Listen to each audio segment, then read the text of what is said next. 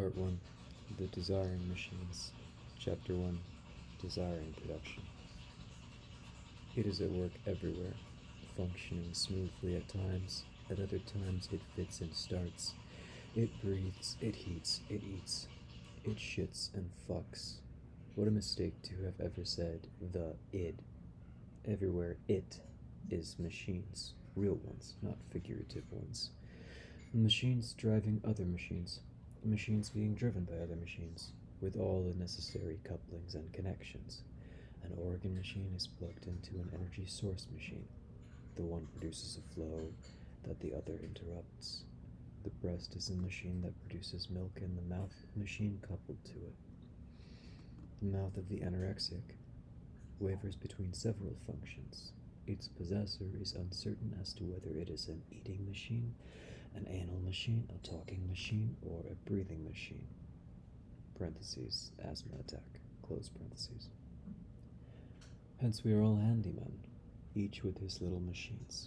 For every organ machine and energy machine, all the time flows and interruptions.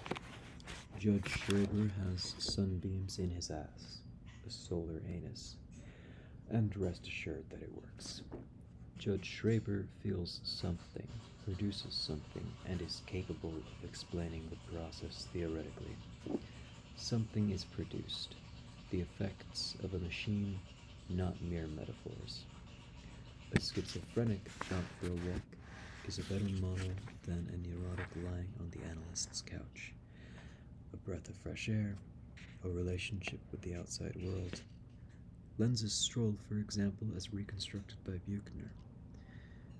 Though this walk outdoors is different from the moment when Lenz finds himself closeted with his pastor, who forces him to situate himself socially in relationship to the God of established religion, in relationship to his father, to his mother, while taking a stroll outdoors. On the other hand, he is in the mountains, amid falling snowflakes, with other gods, or without any gods at all, without a family, without a father or a mother, with nature. What does my father want? Can he offer me more than that? Impossible. Leave me in peace. Everything is a machine. Celestial machines, the stars or rainbows in the sky, alpine machines, all of them connected to those of his body. The continual war of machines. Quote, he thought that it must be a feeling of endless bliss to be in contact with the profound life of every form, to have a soul for rocks, metals, water, and plants to take into himself, as in a dream, every element of nature, like flowers that breathe with the waxing and waning of the moon. End quote.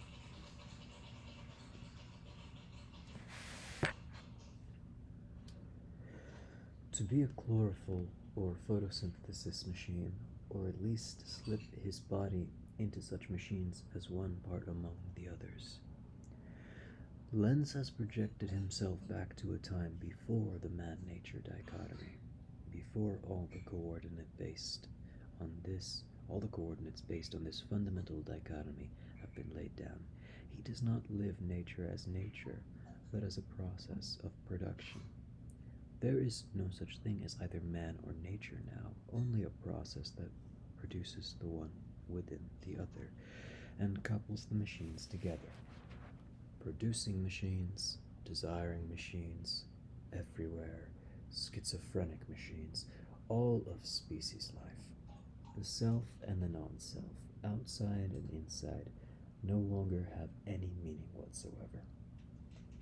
Now that we have had a look at this stroll of a schizo, let us compare what happens when Samuel Beckett's characters decide to venture outdoors. The various gaits and methods of self-locomotion constitute in and of themselves a finely tuned machine. And then there is the function of the bicycle in Beckett's work. What relationship does the bicycle horn machine have with the mother anus machine? Quote, what a rest to speak of bicycles and horns. Unfortunately, it is not of them I have to speak, but of her who brought me into the world. Through the hole in her acid, my memory is correct. End quote. It is often thought that Oedipus is an easy subject to deal with. Something perfectly obvious, a given.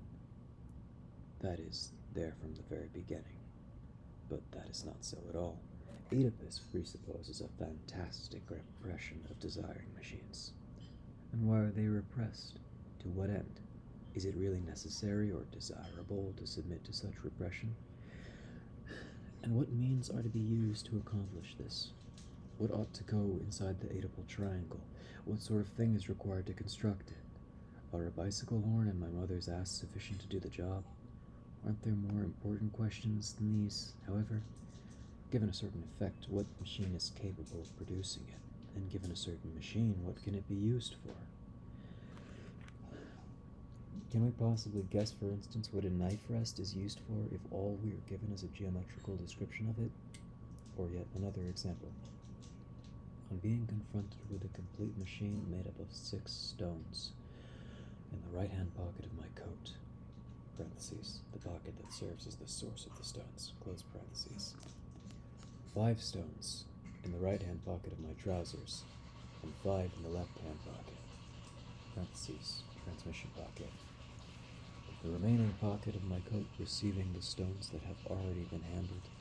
As each of the stones moves forward 1 pocket, how can we determine the effect of this circuit of distribution in which the mouth too plays a role as a stone-sucking machine? Where in this entire circuit do we find the production of sexual pleasure? At the end of Malone Days, Lady Petal takes the schizophrenics out for a ride in a van and a rowboat, and on a picnic in the midst of nature. An infernal machine is being assembled. Quote, under the skin is an overheated factory, / and outside / the invalid shines / grows / from every burst pore, end quote.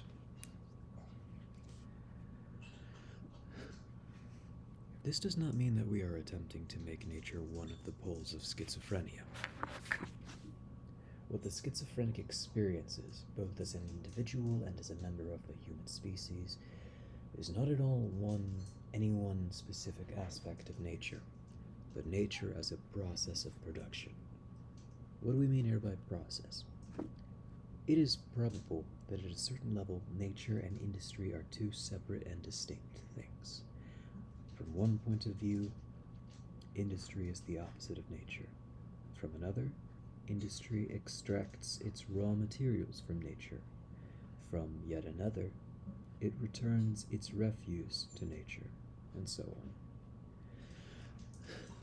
Even within society, this characteristic man-nature, industry-nature, society-nature relationship is responsible for the distinction of relatively autonomous spheres that are called production, distribution, and consumption. But in general, this entire level of distinctions, examined from the point of view of its formal developed structures, presupposes, parentheses, as Marx has demonstrated, close parentheses, not only the existence of capital and the division of labor, but also the false consciousness that the capitalist being necessarily acquires, both of itself and of the supposedly fixed elements within an overall process. For the real truth of the matter, the glaring, sober truth that resides in delirium, is that there is no such thing as relatively independent spheres or circuits. Production is immediately consumption and a recording process, enregistrement, without any sort of mediation, and the recording process and consumption directly determine production, though they do so within the production process itself. Hence, everything is production. Production of productions, of actions and passions, productions of recording processes, of distributions and coordinates that serve as points of reference, productions of consumptions, of sensual pleasures, of anxieties, and of pain. Everything is production, since the recording processes are immediately consumed, immediately consummated, and these productions and these consumptions directly reproduced. This is the first meaning of process as we use the term, incorporating recording and consumption within production itself, thus making them the productions of one and the same process. Second, we make no distinction between man and nature. The human essence of nature and the natural essence of man become one within the nature of the form of production or industry, just as they do within the life of man as a species. Industry is then no longer considered from the extrinsic point of view of utility, but rather from the point of view of its fundamental identity with nature as production of man and by man. Not man as the king of creation, but rather as the being who is in intimate contact with the profound life of all forms or all types of beings, who is responsible for even the stars and animal life, and who ceaselessly plugs an organ machine into an energy machine, a tree into his body, a breast into his mouth, the sun into his asshole, the eternal custodian of the machines of the universe. This is the second meaning of process as we use the term. Man and nature are not like two opposite terms confronting each other, not even in the sense of bipolar opposites within the relationship of causation, ideation, or expression, parentheses, cause and effect, subject and object, etc., close parentheses. Rather, they are one and the same essential reality, the producer-product. Production as process overtakes all idealistic categories and constitutes a cycle whose relationship to desire is that of an immanent principle. That is why desiring production is the principal concern of a materialist psychiatry, which conceives of and deals with the schizo as homo natura. This will be the case, however, only on one condition, which in fact constitutes the third meaning of process as we use the term.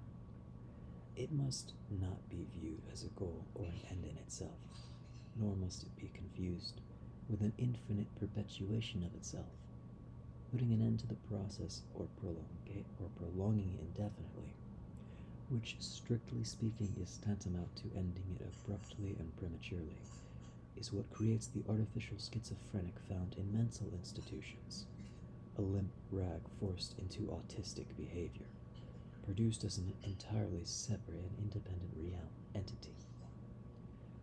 D.H. Lawrence says of love, quote, "We have pushed a process into a goal. The aim of any process is not the perpetuation of that process, but the completion thereof. The process should work to a completion, not to some horror of intensification and extremity, wherein the soul and body ultimately perish." End quote. Schizophrenia is like love. There is no specifically schizophrenic phenomenon or entity. Schizophrenia is the universe of production and reproductive desiring machines, universal primary production as, quote, "the essential reality of man and nature," end quote. Desiring machines are binary machines, obeying a binary law or set of rules governing associations. One machine is always coupled with another.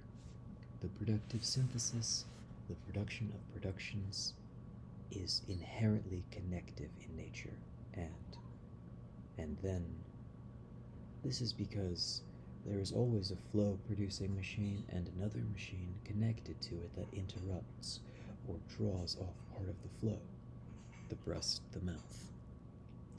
And because the first machine is in turn connected to another whose flow it interrupts or partially drains off, the binary series is linear in every direction.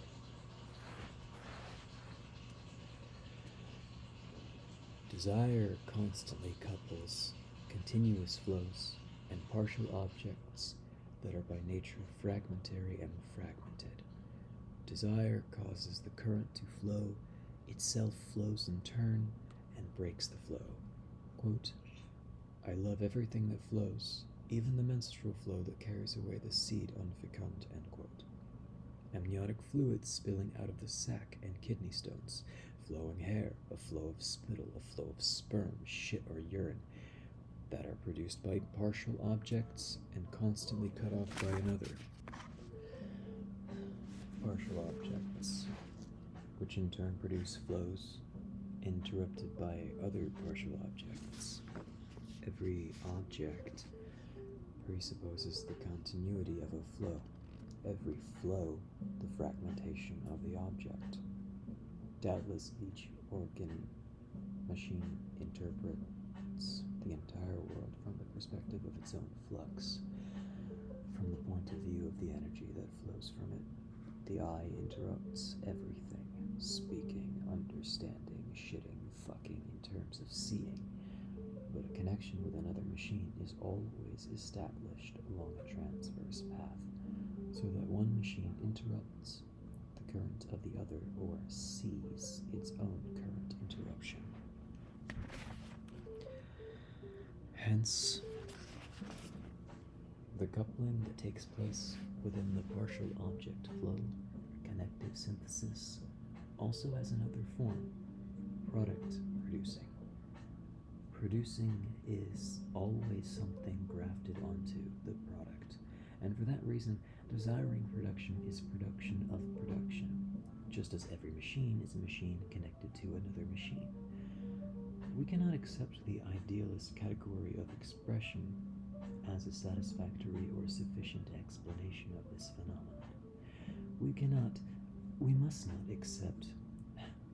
We must not attempt to describe the schizophrenic object without relating it to the process of production.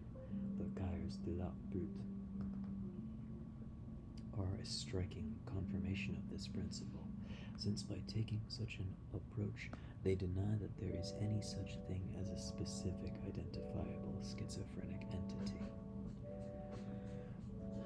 Or to take another example, Henri Michaud describes a schizophrenic table in terms of a process of production, which is that of desire. Once noticed, it continued to occupy one's mind. It even persisted, as it were, in going about its own business. The striking thing was that it was neither simple nor really complex. Initially or intentionally complex, or constructed according to a complicated plan. Instead, it had been de-simplified in the course of its carpentering. As it stood, it was a table of additions, much like certain schizophrenics' drawings, described as overstuffed, and if finished, it was only insofar as there was no way of adding anything more to it, the table having become more and more an accumulation, less and less a table. It was not intended for any specific purpose, for anything one expects of a table. Heavy, cumbersome, it was virtually immovable. One didn't know how to handle it, mentally or physically. Its top surface, the useful part of the table, having been gradually reduced, was disappearing with so little relation to the clumsy framework that the thing did not strike one as a table, but as some freak piece of furniture, an unfamiliar instrument, for which there was no purpose. A dehumanized table. Nothing cozy about it, nothing middle class, nothing rustic, nothing countrified, not a kitchen table or a work table, a table which lent itself to no function, self-protective, denying itself to service and communication alike. There was something stunning about it, something petrified. Perhaps it suggested a stalled engine. The schizophrenic is the universal producer. There is no need to distinguish here between a producing and its product. We need merely note that the pure thisness of the object produced is carried over into a new act of producing. The table continues to go about its business. The surface of the table, however, is eaten up by the supporting framework. The non-termination of the table is a necessary consequence of its mode of production. When Claude Levi-Strauss defines bricolage. He does so in terms of a set of closely related characteristics: the possession of a stock of materials or rules of thumb that are fairly extensive, though more or less hodgepodge, multiple and at the same time limited. The ability to rearrange fragments continually in new and different patterns or configurations, and as a consequence, an indifference towards the act of producing.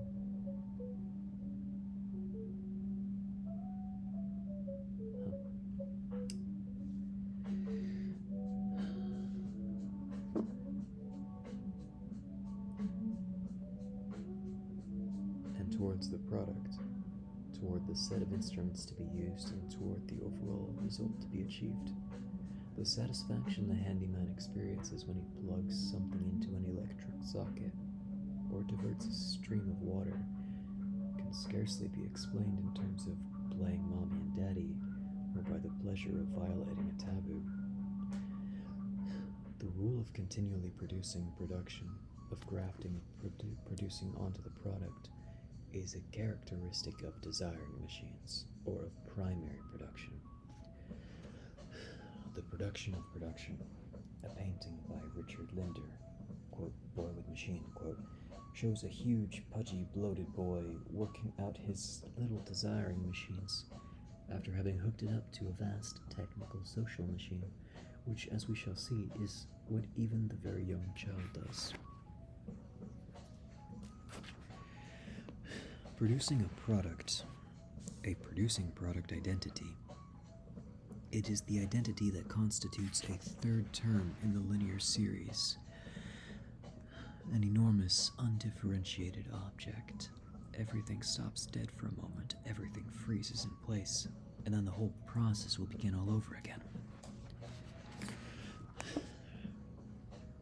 From a certain point of view, it would be much better if nothing worked, if nothing functioned, never being born, escaping the wheel of continual birth and rebirth, no mouth to suck with no anus to shit through. Will the machines run so badly, their component pieces fall apart to such a point that they will return to nothingness? It would seem, however, that the flows of energy are still too closely connected, the partial objects still too organic for this to happen. What would be required is a pure fluid in a free state, flowing without interruption, streaming all over the surface of a full body.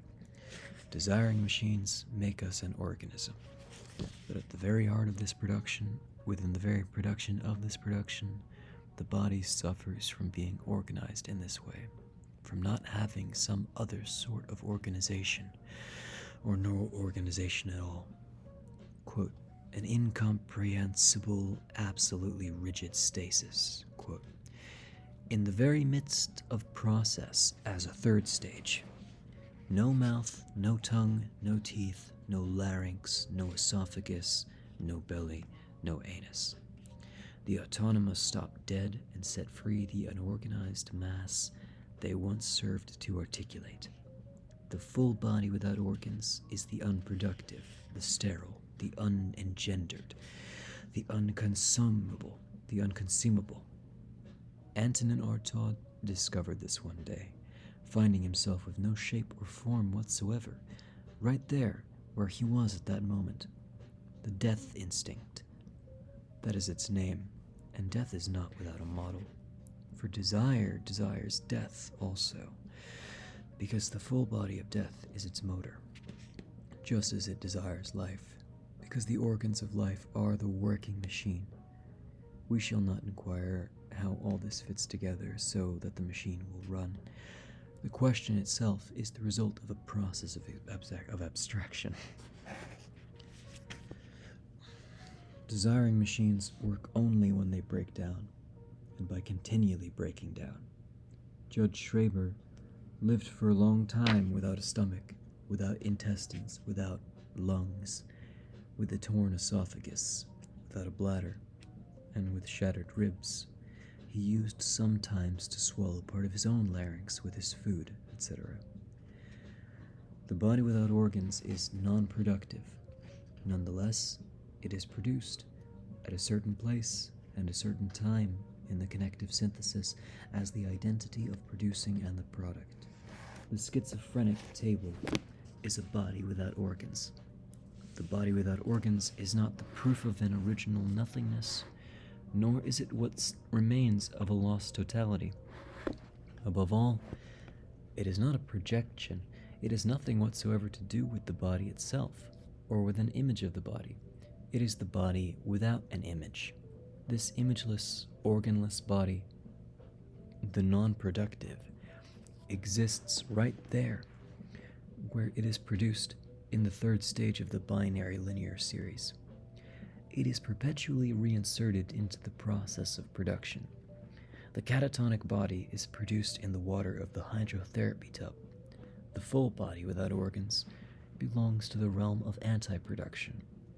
But yet another characteristic of the connective or productive synthesis is the fact that it couples production with anti-production, with an element of anti-production.